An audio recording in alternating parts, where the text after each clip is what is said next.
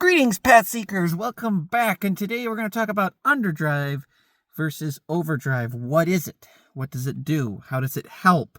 And which ratio is best? Is it better to go slower? Is it better to go faster?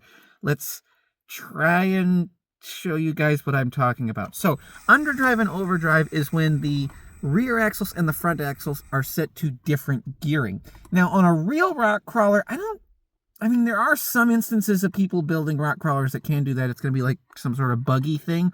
But on like a real Jeep, you're not usually going to find things that are geared faster in the front than in the rear, because you can do things like use a front dig. That's where the transfer case will disable the rear axle so the front axle can turn and drag the Jeep around a tight corner. There's another thing where when you're driving and you're turning, this outside wheel, as you go through the turn, has to travel a further arc than the wheel on the inside. This is where on a real car we use a differential that allows them to just drive the outer wheel, and this one has actually free spinning. And on a rock crawler, you can choose to lock or unlock the lockers. On a real one, a 1-to-1. But on these micro crawlers, we can't really do that. On 10 scale, you can have things like dig transmissions, and you can have differentials that lock and unlock. But we can't really have that on the micros. Some micros can have it, but you end up with going like a motor on axle thing. So on a micro crawler, a lot of times what we do is just put gears, differential gears, worm drive gears here, in the front that drive the front wheels faster or drive the rear wheels slower. So what is the difference, and how much difference is it going to make? Now, when you're climbing up an obstacle, if the front wheels are turning faster, it's going to help you just a wee little bit. Because if you, say you hit the face of an obstacle, when all the wheels are going the exact same speed, the rear wheels just want to pull that front wheel off, and it just wants to flip over backwards. But when your front wheels are going a little bit faster, a lot of times they will grab traction and hold the front end down, and it will help your climbing ability to get over, that very precipice of the obstacle. It also helps you with turning, and especially on technical sections where like your front end has dropped into a hole and you're trying to get out, not having the rear end pushing you. If your rear end is pushing you just as fast as the front while you're turned at full lock, it'll just push you into whatever obstacle you're running into, and it will be harder to climb. Whereas if your front wheels are turning faster, it helps pull that front end up and out. Kind of like having a front dig. Having 3-section CVDs or U-joint axles really does help with that as well. It makes it kind of feel like you have a front dig, so you can drag that front end around the obstacle that you need to do. Another option is, of course, 4-wheel steer. Video coming on this one, but it's not ready yet. I'm still testing it. So now the question of which gearing do I want? Do I want to gear it faster? Do I want to gear it slower?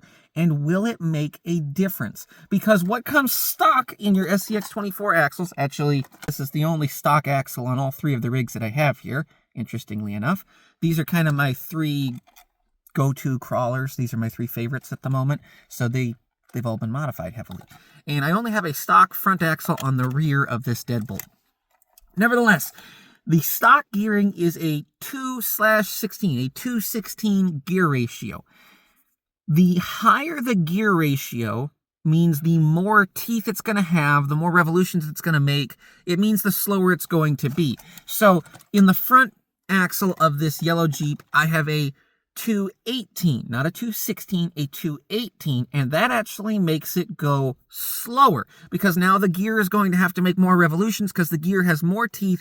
If the gear ratio is lower, for instance, this Midas axle has a 2/14 gear. That means it has less teeth. The teeth are actually further apart. This would be like telling someone you're standing at the bottom of a staircase, and standard gearing would be to climb 1 step at a time. Say it's a flight of 10 stairs. So we're going to take 10 steps. Well, if you take only 5 steps, you're going to skip every other stair. You're going to climb the stairs much faster, but it's also going to be harder on your legs.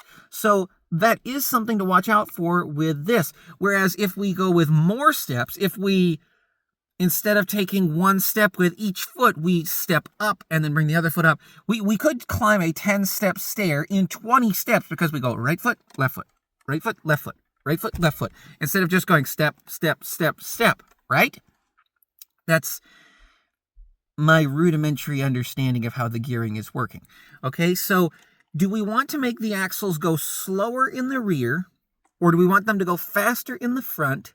And what if, on this rig especially, I have done some special things. I have a 218, which is 11% slower in the front, and I have a 112 in the rear, which is 33% slower than the stock gearing, which means this whole rig is moving slower. This gives you better low-speed control. This is going to help you creep along in those hard obstacles. It's going to give you more torque because your gearing is better. It's just like shifting gears down on your bicycle. Whereas this crawler has 23% overdrive in the front, and it has stock gears in the rear. It makes it go faster. So does it make a difference? Here's the question I want to try and answer for you. Does it make a difference if you choose to overdrive or you choose to underdrive your rigs? And I took both rigs. Sorry.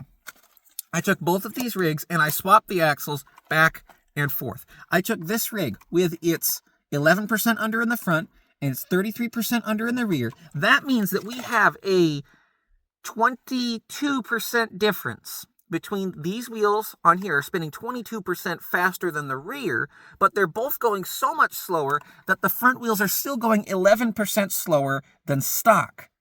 There's a reason for that. But on this rig, we have a stock drive gear in the rear, a 216. In the front, we have a 214 gear, and it is going faster. And I took both of these rigs, and I put them through a set of obstacles to try and see how that they would perform. And I ran both axles on both sets. I ran the Mias axles on here so that we had a 14% overdrive and a stock in the rear. And then I ran the Planet axles on here, which is 11% under in the front and 30. The numbers are getting crazy, I know. But then I also put the Planet axle on the front here with its 11% underdrive and swapped the 33% underdrive into here. So on these two rigs, this rig is powered by a 66-turn Little Guy Racing Parts Reaper motor, while this one has a Goop RC brushless motor. So we have a four-wheel steer rig with brushless, and we have a much more standard classic-style rig with a larger brushed motor. Now, it is of note that neither of these are stock. People will pick on me in the comments and say, "You dummy, you didn't know that overdrive doesn't work on stock motors." Okay, well, this isn't a stock motor. This is an upgrade motor. These 050 size motors, they're like twice the size of the stock motor. These things will run and run and run and run and run and run. Okay, you can thrash these things and they don't burn out like the stock motors do. But they don't have the wheel speed or the low speed torque that this one does. As far as the ESC is concerned, this one has a Goop RC. It's the one that came with the motor, and this one is using the blue labeled version 2 ESC. This is like the only model of SCX24 ESC that did not have a provision to run an external ESC, which is kind of annoying, but its low speed control is very good. So the creep on this, especially with the lower gears, is impressive. So now let's talk about my conclusions after testing both of them, after running both sets of axles and both sets of gearing on both rigs, whether it be a brushless four-wheel steer or a standard with an upgraded brushed motor. Again, neither of these are stock. If you have a stock motor, that's actually the upgrade you should probably do first. Actually do a servo first, then do a motor, then we can talk about other things. Beyond that, the rig won't last very long. If you do hard rock crawling, it's probably going to die. A lot of people say it even dies just playing around in their living room. That might be because they're trying to use it like it's some sort of a sprint car, and it's not. But anyways, the only difference I could really find, let's say this, the biggest difference came between the gearing in the front and the rear axle, not so much the gearing between overdrive and underdrive. There's one small caveat to that I will explain.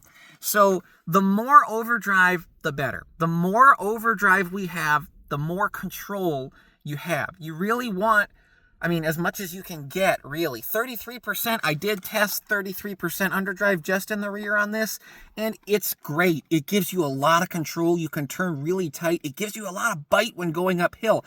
But I still like putting the 11% underdrive gears in here for another reason that I will explain in a minute.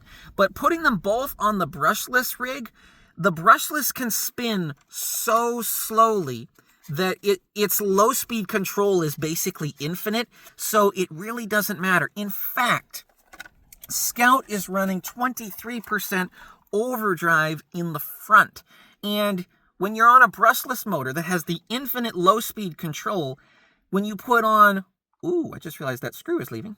When you're on a brushless motor that has infinite low speed control, and you're putting on your underdrive or overdrive gears, when you overdrive it, it means you increase your max wheel speed. Okay, so it can go like infinitely slow, but all motors can only go so fast, even a brushless motor. So I actually really enjoyed having overdrive gears on the brushless motors because they can go slow enough that I still get that low, slow, creepy, slow speed control, but I get more wheel speed for when I need it or for when I just want to goof around and drive the RC really fast. I do occasionally like to do that. So in the grand scheme of things, it really matters more how much of a difference you have. I mean, you could put 33% over in the front and 33% under in the rear, but I think that would probably be undrivable in a straight line. There's a reason 33% is kind of the maximum. There are some companies making even lower geared rear gears, but it's so that you can gear the front even lower.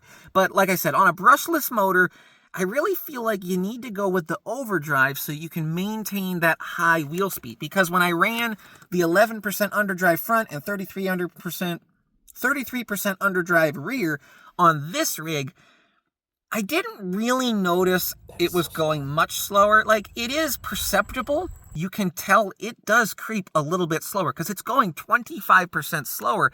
But the brushless motor already goes so slow, it didn't really make a difference because it had enough low speed creep to be able to literally crawl over an obstacle just one tire knob at a time. All right, but I did notice that I took a 25% hit in top speed. So I actually prefer the overdrive on a brushless motor. But what if you want to stay with the brushed motor? Well, I'm going to play these two clips here. And while, like I said before, the 14% overdrive was able to complete all of the obstacles. 14% overdrive really overheats these motors. They get hot, okay? If you give it to someone who's going to drive it hard, it's not going to like it. The motor will literally get hot. I did a comparison where I put on the Mias axle and I put on the Planet axles, and at that time the Planet axles weren't underdriven or overdriven at all. And the motor, while running the Mias axles, got very hot while trying to complete the same obstacles. It puts, how do you put this? It puts a lot more stress on the motor. And on a brushless motor, it's not going to make a difference because you can it's just so much more powerful. You have so much more power to work with. With this, we're much more limited. Okay? And with this motor and these gears, your top speed is pretty dismal. But it is very slow for low speed crawling. So this motor can still run on, it's still running a stock transmission with plastic gears and plastic drive shafts. And with it underdriven, we end up with that overdrive bonus because the front's going faster, but we get low speed control. And even on this version 2, where I can't change it to a better ESC, I'm getting some really good wheel control that is just not quite there when you overdrive it. So what I'm trying to say is, what matters most about your overdrive and underdrive setup is actually the motor. If you're going brushless, I recommend overdriving. I think that's going to be better. But if you want to keep the rig on a brushed motor, and there are reasons for this. If you are a cheapskate and you don't want to change this, to go brushless, you also have to get, like if you have a version 2 ESC, okay, the blue one, the one with the blue sticker on it, you can't run a different ESC. If you had a version 1 or you had a version 3, I believe, you should be able to put a different ESC on, and you'll be able to run a brushless ESC and a brushless motor with your stock remote. But if you have this version 2, you are stuck using the stock remote, and you can't change it. Okay, so that means to go brushless, when you have a version 2, you have to buy a whole new remote, receiver, ESC, and motor. That's a lot to buy, and it can get very expensive. This, goodness, if you were to buy the remote and the motor for this just off the shelf, you're talking $120. I already had the remote because I run the remote on multiple rigs, which is a benefit of having an aftermarket remote. You're going to need to go there for the hobby eventually. But to buy the remote and then buy the ESC, the motor, the trans, that can get really expensive. It can get into the several hundreds of dollars in a hurry if you went with something like a FuryTech, which I've never actually got to try because it's kind of expensive. But if you just want better control and you're not ready to upgrade your radio yet, you're not ready to change your ESC yet, you just want to be able to go slower and have more torque and have better turning radius, then you can just buy a set of gears, buy 11% under and put them in the front, buy the 33% under and put them in the rear, and buy a 66-turn motor and mount it to your stock transmission. This gives you really good slow speed control.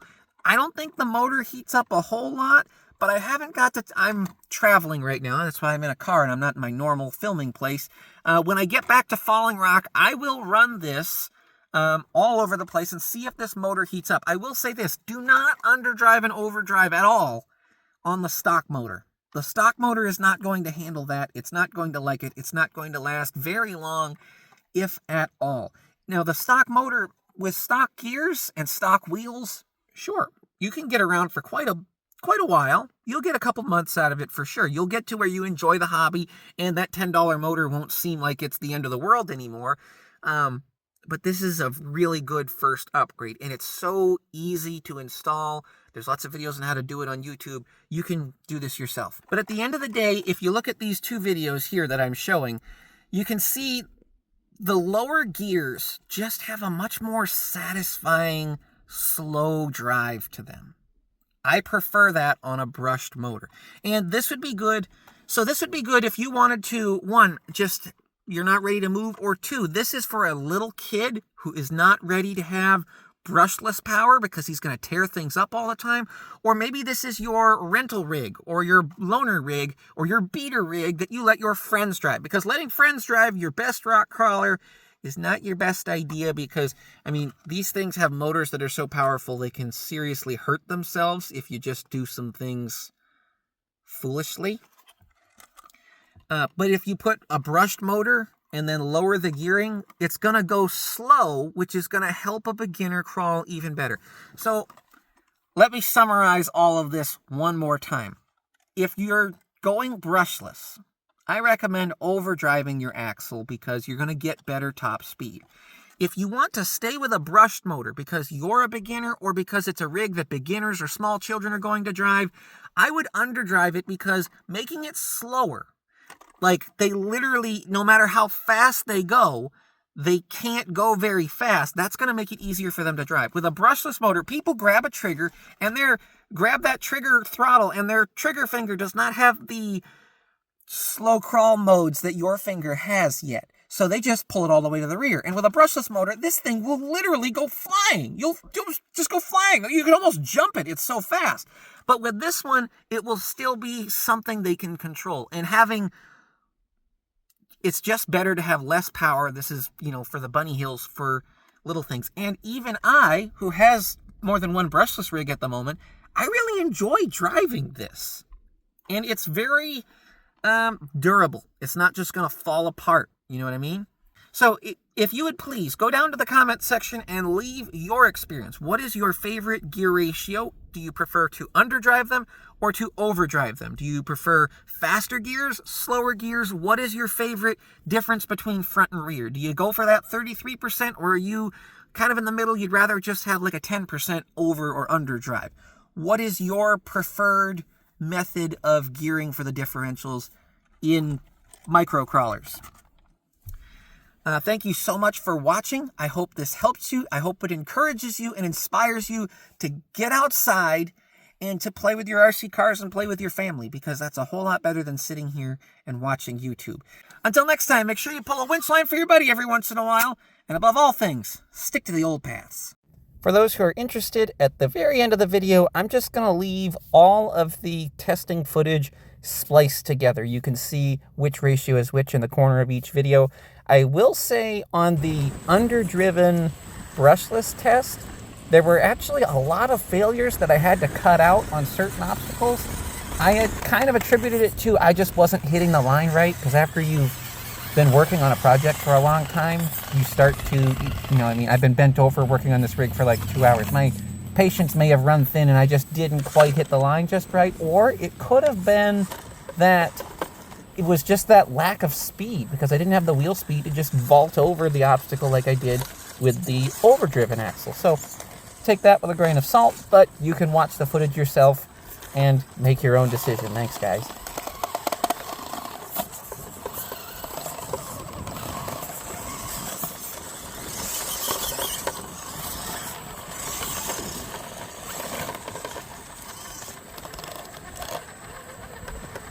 That makes a huge difference, guys.